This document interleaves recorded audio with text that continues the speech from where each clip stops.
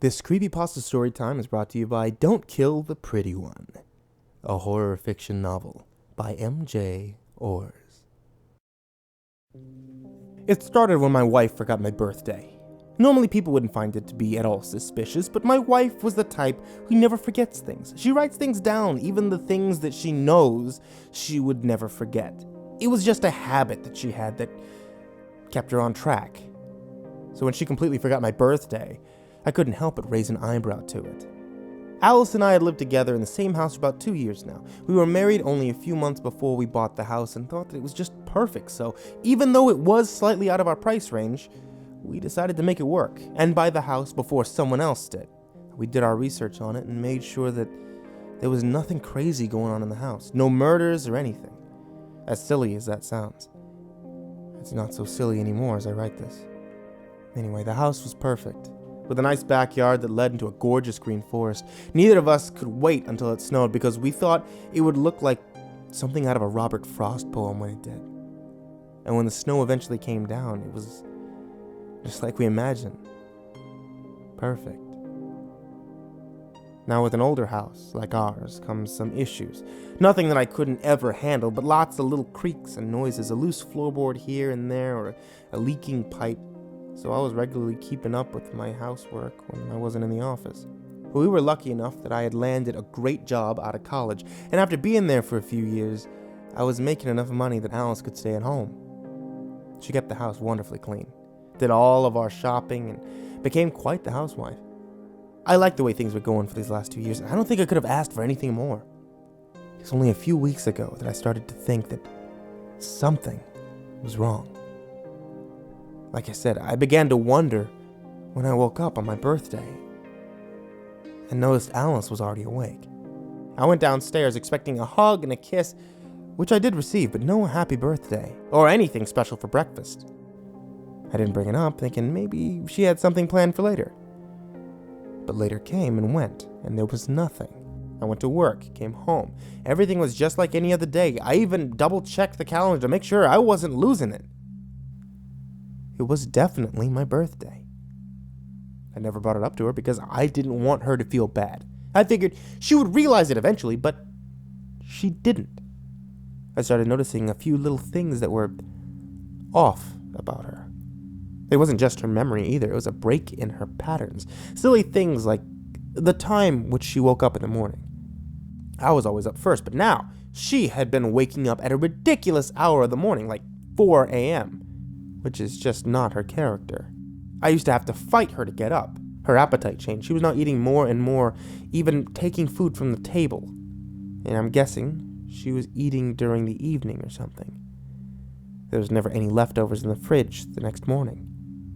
And then there was the sex. I don't want to write out details about it, but it was insane. Nightly. My first thought was that she was pregnant. It would explain quite a lot. I tried to pay attention for any more signs, and even brought it up kind of casually. She laughed it off and told me that she knew she was certainly not. She asked me why, and I played it off the best that I could to make it seem like sheer curiosity and nothing more. I couldn't for the life of me figure out what was going on with her.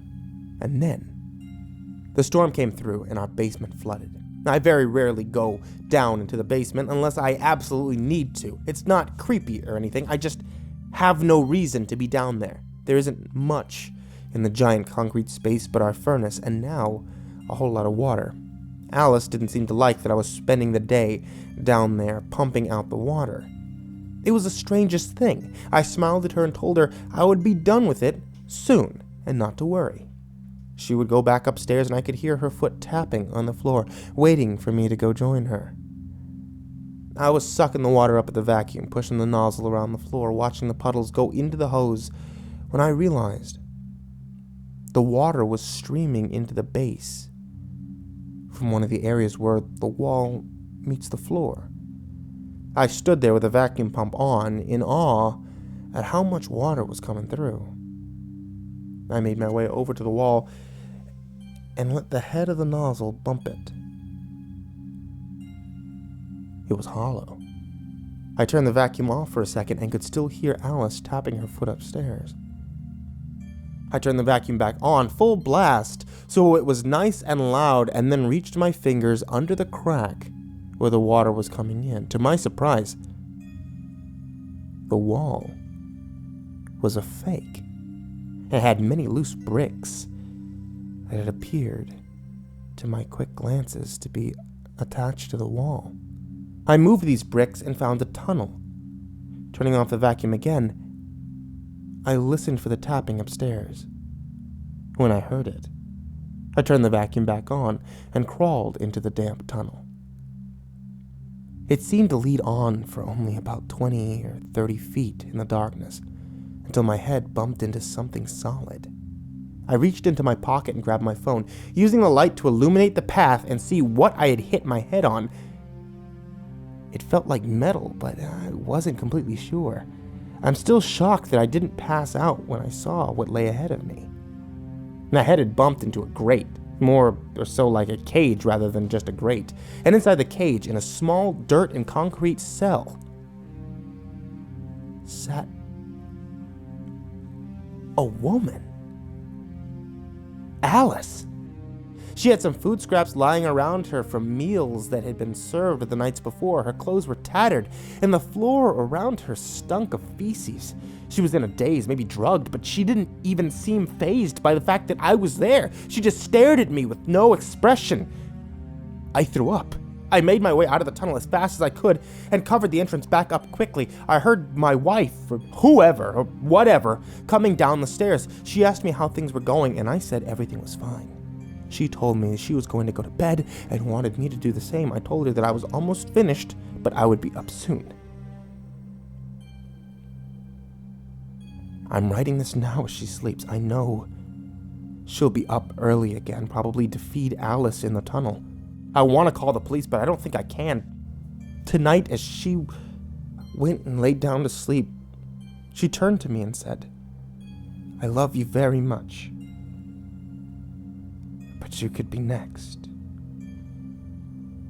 Sweet dreams." She kissed me goodnight and went to sleep. I woke up and everything was normal.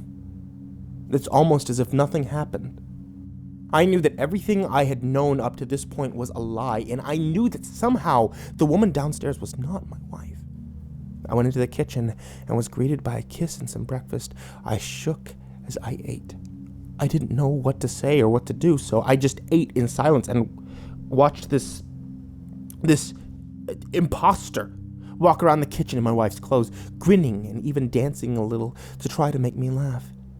In my wife's body, or something like that. Honestly, I don't know what's real anymore. All I could think about was my wife sitting in the tunnel staring into nothingness.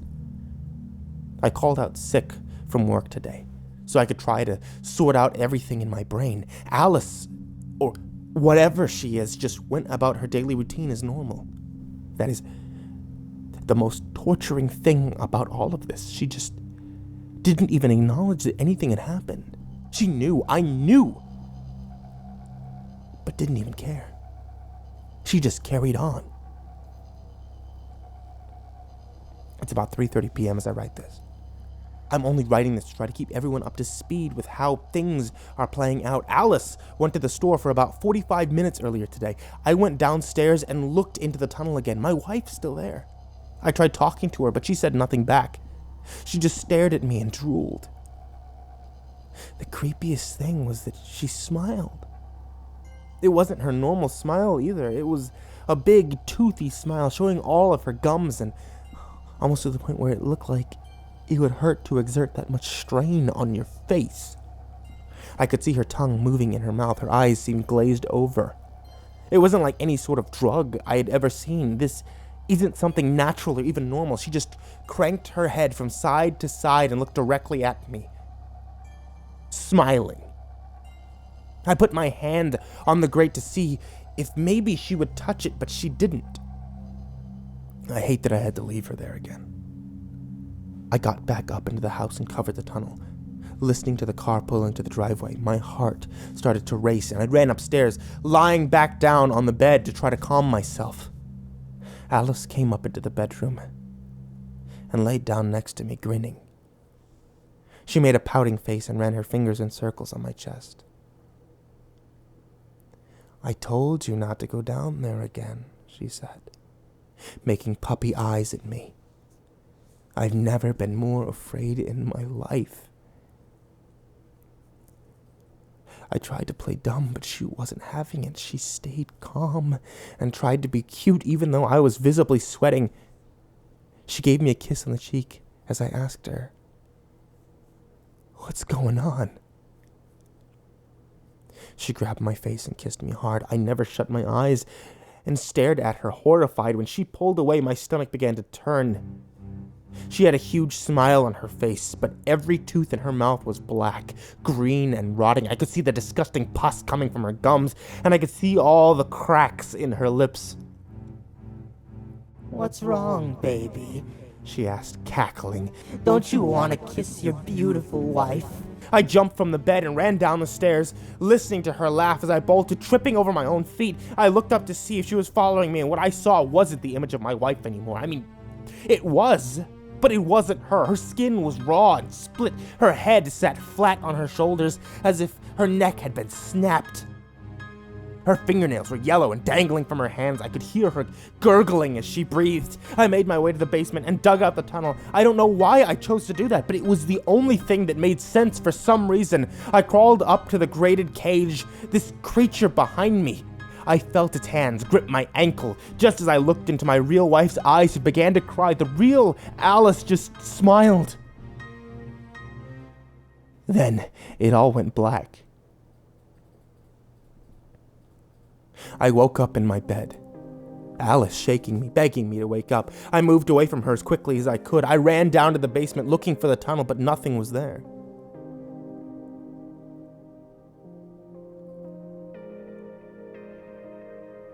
I moved away from just the wall, a solid concrete wall. I walked up to the kitchen, greeted by Alice, who looked incredibly confused. I asked her about the tunnel and the imposter and everything else in between, and she smiled and shook her head at me. "It was just a nightmare, honey. Come on. I'll fix you some breakfast." From there, my day was pretty normal. Well, except for one thing. You see, today's my birthday.